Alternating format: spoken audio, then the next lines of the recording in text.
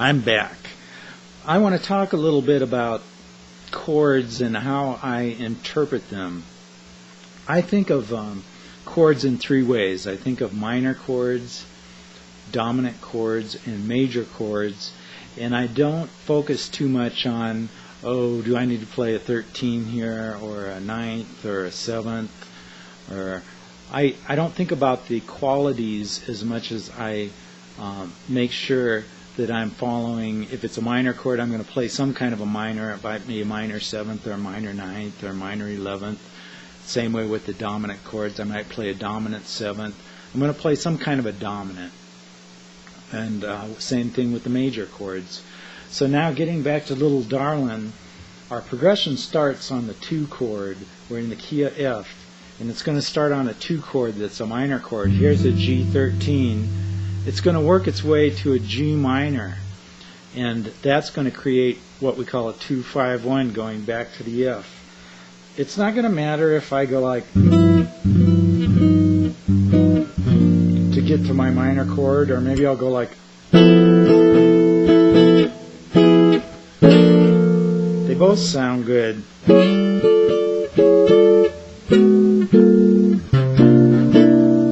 All of that sounds good, and I'm not analyzing that. I'm just playing what feels good. So don't concentrate and think that you have to play a 13th every time, or a 7th chord, or whatever you might see on a sheet of music. Just think of it as a dominant chord and experiment with different sounds. When we start out here on this dominant chord, I'm on a 13th chord, and I'm just moving my way down towards this shape. That's the G minor. And now I have to get to back to the F. There's my C. If I play this G minor like this, maybe put my first finger on the 2nd string, that makes a G minor 11th. If I do this, that makes it a C7 with a flatted 5th. It's also an F sharp 7. If you look at this 7th chord, you can see that this is almost the same thing. The only thing different is I lowered the bass a half step, so my bass, instead of going, might go like.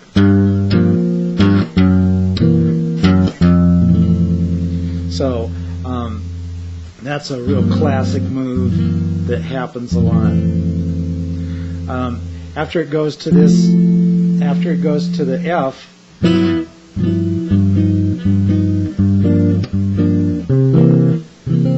some of these, if you look at different charts, you might see a turnaround from an A minor 7, that's an A minor 7 flat 5, to a D that takes you back to the G. A good substitution for that is going to this F major, to the B flat, now to the A.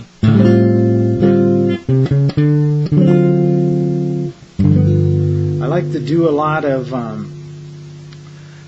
movement where I keep a note on top of the chords, and it really serves as some glue to hold everything together. So I'm keeping this F on top. Like when I go I'm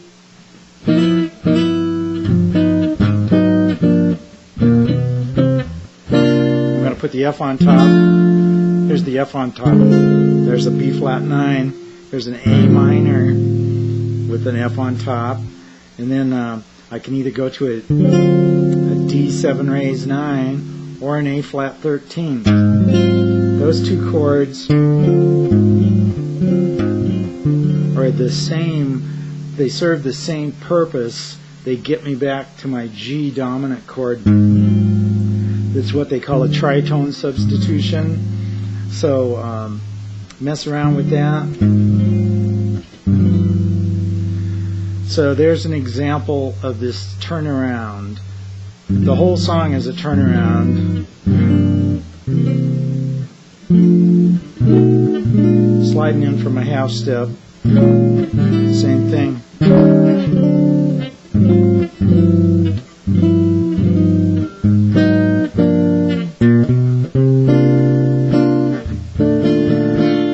Now we're going to the 4 chord, C minor to F. That's a C minor 11. I've got the F on top.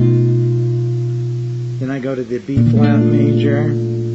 I can keep that F on top. A minor. You can go to a D here, but I like to go back to the B flat. Do it again. A minor.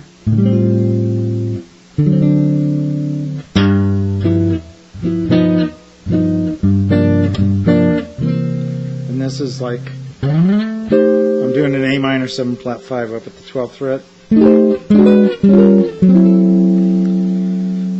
This is an A minor 7 flat 5 that goes to a D dominant. If I just walk it down chromatically, that A minor 7 flat 5 is also an F9 chord. When I walk it down to 4 frets, it's going to become a D9, so that's my A minor 7 flat 5 to my D dominant. That's a D dominant chord with the raised 9.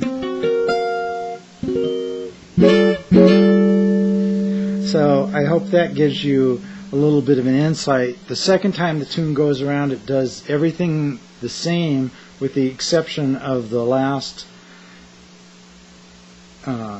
turnaround, which is going to be an F. I like to play this F major 6th with the F on top and the F on the bottom to a B flat minor to an A minor. I'm still keeping the F on top to that A flat 13. So, and it goes like I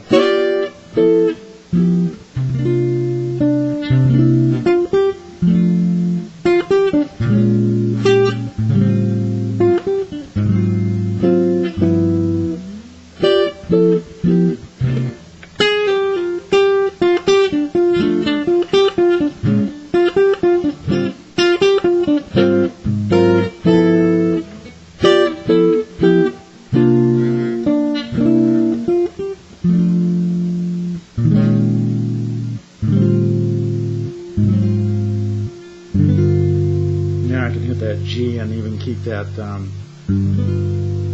F on top. Here's the C7 sus.